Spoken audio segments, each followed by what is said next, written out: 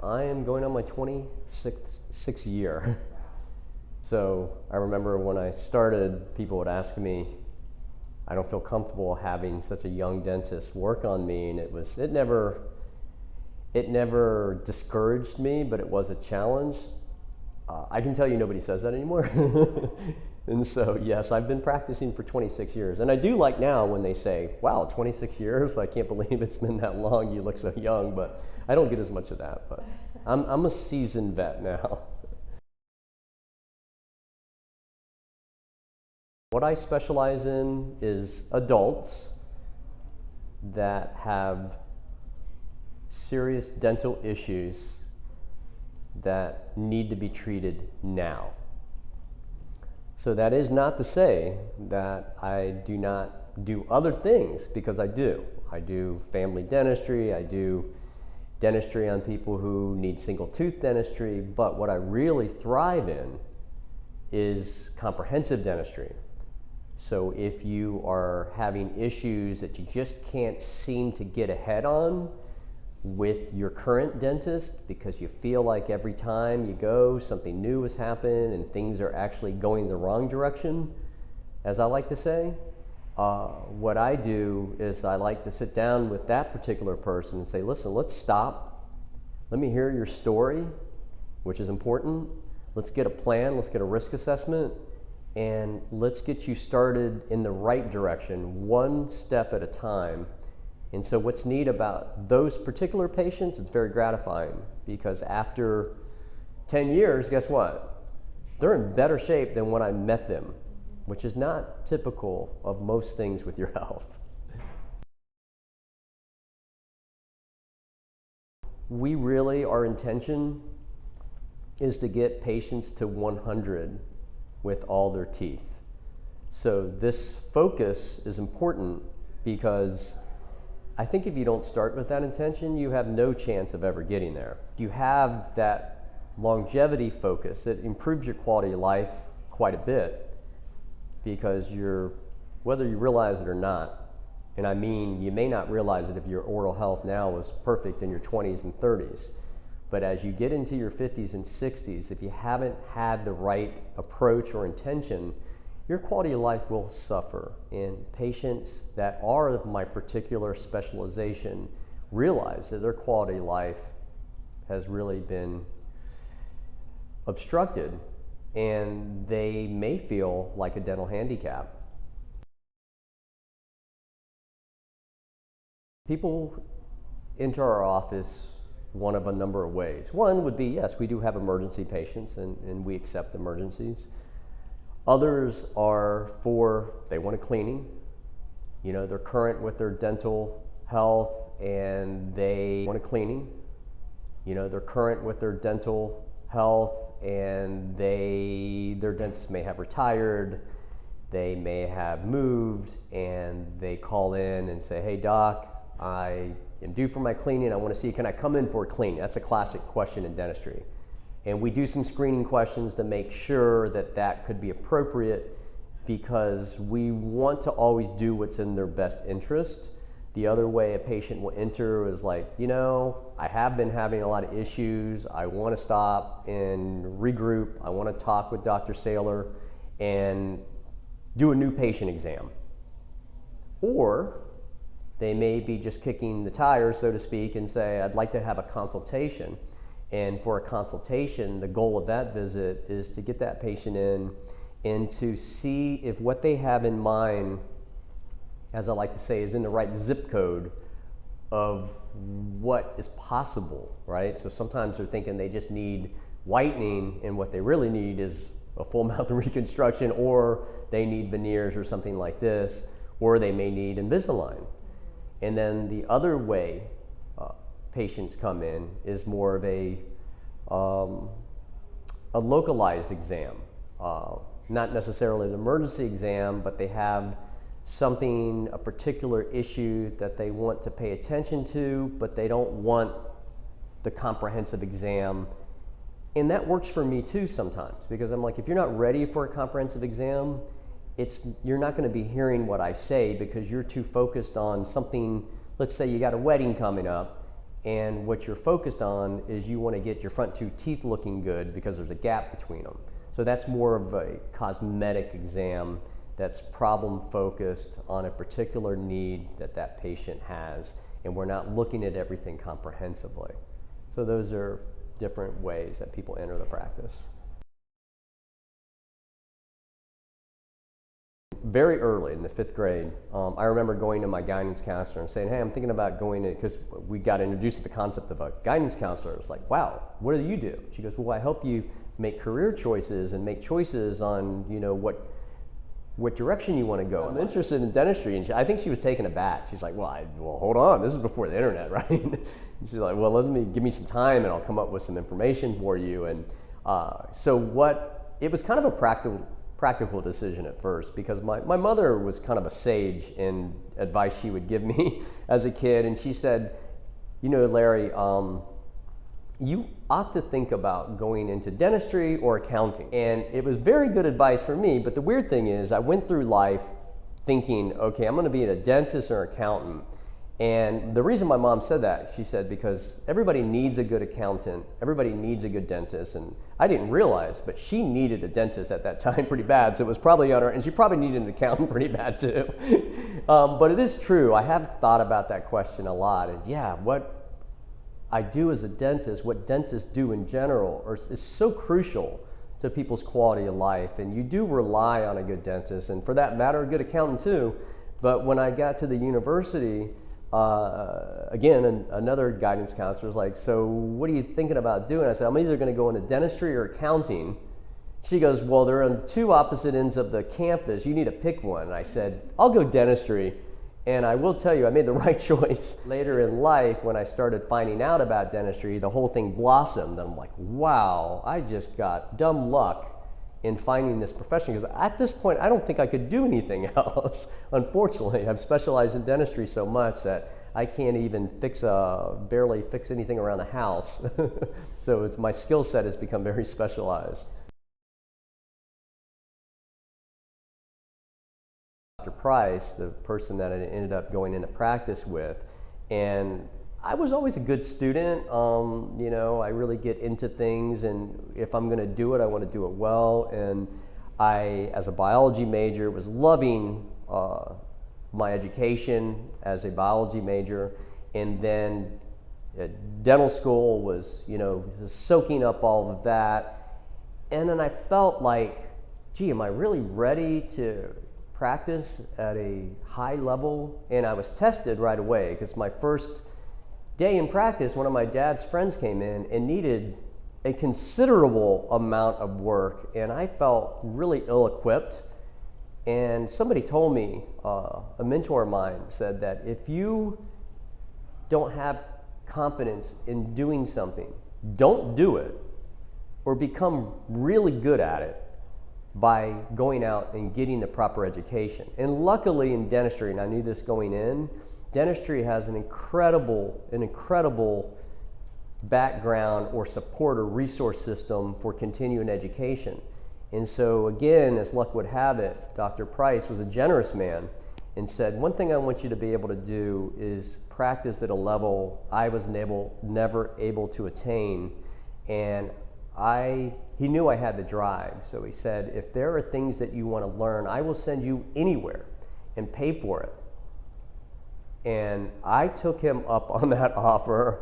I went to the Pankey Institute, which typically, I was the youngest person there by far, because it takes a lot of money to take time out of your practice and to do that. But typically the people that do that are the people that practice for 10 years, realize they're going in the wrong direction, and need to regroup and learn. And they are the people who have the money to do it. Nobody coming out of school has the money to do those things unless they have somebody like a Dr. Price. And so the Pankey Institute was one place for postgraduate continuing education. I went through the Spear Institute, which is a premier institute. It's like the Harvard of dentistry in Seattle. I went through the Coyce Institute for Advanced Dental Education, and I went through Larry Rosenthal's course in 2000 for cosmetic dentistry. So the way I looked at it is, I wanted to learn how to build the bite right first, make sure I had the foundation so things would hold together. And then I really wanted to focus on how to make it look natural. And that was kind of my approach.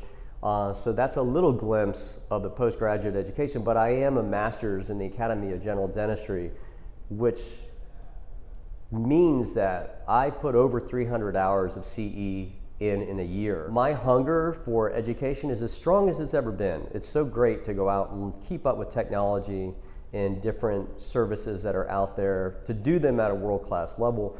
So I've always said, we offer world-class dentistry right here in Brandon, and I really mean that. If somebody's doing it in New York City, I can do it just as well in Brandon, not at New York prices. It would have to be Larry Rosenthal's Advanced Aesthetics in Manhattan. And that was such a wonderful evolution of my cosmetic understanding. And the thing that I liked about it is it scared me to death. I was with dentists that were way ahead of me, and you started with the beginner's course, and then the advanced course, and then the master's course. And I remember distinctly, when I was in the master's course, basically the way that you design somebody's smile is you take an impression and you send it to the lab, and they will give you a diagnostic wax up, and then you can use that to build your temporaries. Well, I arrived at the master's course, and the lady that I had a lot of crooked teeth, and they were broken down, and I said, okay, where's my wax up? And they go, well, you're not going to have a wax up. I'm like, well, how am I going to do this? They go, well, you're going to flow composite on all her teeth and carve them out and do your own wax up in the mouth. I was so scared I could hardly move. Needless to say, I got through it, and if it doesn't kill you, you get stronger. And it almost killed me, because I said, why in the world am I doing this? This is making me sick to my stomach, and I don't want to mess this woman's smile up. Well, the nice thing is, in that environment, if I had to bail, somebody else could have come in and taken over for me. But it pushes you to the edge and basically gets you to where you are inspired to learn, because you have to. You have to pull out something in your inner self to come through for that patient. But you do have the support system of others in a continuing education environment. So that was the most inspiring, the biggest growth process that I've ever been through. And I have some scars on the inside to show for it, but I also am able to use that skill every day to help people. You know, I'm at the point now in my 26th year where I still am excited to wake up in the morning and see my patients. And what motivates me now is I have been able to build a team. My staff is world class. It's fun to be with these people every day, and to see the patients that I'm seeing now that actually resemble the patients that I'm best suited for, okay? So they represent, I don't know if I would say my personality, but they represent, we're in simpatico. So our team, we're attracting the people into our lives that need us the most. So that gives us flow. So what inspires me and what motivates me every day is I can't wait to see who is the next patient that is really going to be able to benefit from what we're able to do so well, and have a lot of fun doing it.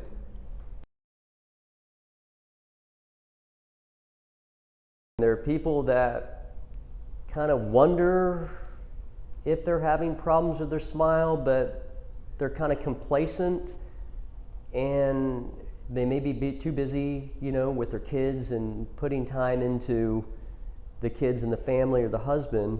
And then there are others that would be typically the husband who say, I'm married, I don't need to look at my smile until they get a divorce, and then they're concerned about it. And then there are others that just hate their smile and do not want to smile and are a dental handicap because they smile and they put their hand over their face. And those are people that, yes, they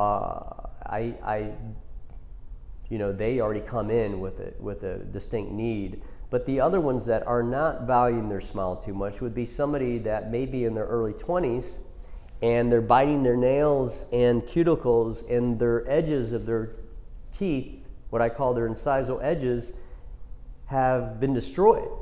And it's destroying their smile in their 20s and 30s, and they don't even know it.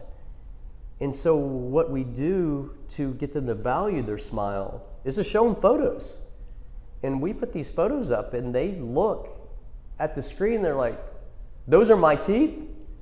I said, yes. And the light bulb goes off, and they realize they're in their 20s or 30s. And I say, you know, this is important, because what is this going to look like in 10, 15, 20 years? And they get it, and they go like this. I go, that is part of the issue. You know, to keep your edge, as I like to joke around, is a very hard thing. And so I guess that would be a great case in point of how we get people to value their smile. My goal has always been to be a master in general dentistry. In order to be able to be a master at whatever different types of dentistry I want to do, endodontics, orthodontics, cosmetic dentistry, reconstructive dentistry, I've had to really work hard to circle back around and make sure that I'm servicing all those different lines. So we will, in staff meetings and our yearly planning meetings, say, you know, what is it that we need more work on? And so right now it's Invisalign, you know, mastering orthodontics, which is an incredible skill to be able to use, especially if somebody comes in and have crooked teeth, but they also have problems that can't be just fixed with orthodontics. They also need veneers. So let's say you have crooked teeth, but they're also broken down, and you have they're dark, or there's multiple different crowns and things to where it looks like a mouth that's been painted by 5 or 6 artists. So in those cases, I feel like it's better off if I can do the orthodontics and then come back in after the orthodontics and do the veneers. So that's very exciting to do. But in general, what my favorite thing to do is take somebody who is this person who does not want to smile, and then have them, by the end of that appointment, look at their smile and cry, because they're so excited that that's actually them. They've never seen themselves like that, and then they wonder, why did I wait so long? It's the best money they've ever spent. And I feel great about that. And I feel great about it when I see them 10, 15 years down the road, and every time we see them, it's like a different person, and we have a bond. We were there together creating that smile, and they're enjoying it every day. What we've done is worthwhile and significant, and that is something to get really excited about. Well, I do a lot of dental homework, and no, I'm just kidding. I am a dental nerd, but I really like to, in the idea of longevity, you know, I like to enjoy quality of life, and part of enjoying a great quality of life is to feel good about how you feel every day. So I enjoy getting outside and exercising, or exercising any way I can, staying fit and fighting entropy, basically. So I don't know if I'm obsessed with entropy. It's something I learned back in college in the first day of biology class, where they said entropy is, you know, is the tendency for things to head to random disorder unless energy is put into that system. I'm like, well, that makes sense. Of course. And I'm thinking about, oh yeah, that's why you have to like maintenance things. That's why you have to clean your room. That's why you have to fold your clothes. That's why you have to do these things that are boring on an everyday basis, or brush your teeth, because if you don't put energy into that system, it will head to a random disorder. So your body's like that. So every day I like to do things that are fighting, like rolling the rock uphill to stay in shape, because you're putting energy into that system to keep your body in order. So I am passionate about that. I'm passionate about traveling with my family. I feel, you know, my girls that are at 20 and 18 right now, those trips are limited. And then I talk to some of my older patients. They go, what do you mean? I said, well, I only have so many years to travel with them. They go, as long as you're paying for it, they're going to travel with you all the time. So it is so much fun to go to a new city, to take in the vibe of that city, to meet people from different areas. And we all have the same set of problems, basically, that we're dealing with. We all want the same things. We want to feel included. We want to have the passions. We want to enjoy meeting a stranger and sharing a smile and sharing that warmth. So it's fun to be able to go to an entirely different area where nobody speaks the same language, but yet you connect on a human level, and you're enjoying the culture of that area and finding out what makes those people thrive on a daily basis. And you come back from that trip and incorporate those things into your life in Brandon. And that is, I'm very passionate about that.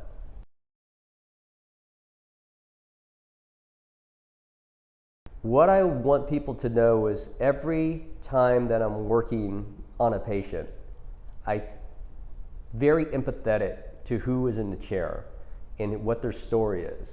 So it's not something where I'm just working on a set of teeth. I'm really taking in the whole person and trying sincerely to do what's in their best interest. And that's something that I would want people to know. I think that's important. So many times I stop and think, gee, you know, I want to treat that person for who they are as a human. Because so many times as I was younger, I may not have taken that approach, and then as I've gotten to know that patient later on and realize who they are as a human, I'm like, gee, I'm lucky they're still with me, because I didn't really incorporate that into my treatment with them. So I think when you do that, you can connect with that patient better, and in the end, you can give them something of value that's going to give them a great return on their investment long term. So that is probably something that patients would want their dentist to do. And not just dentistry, just anything.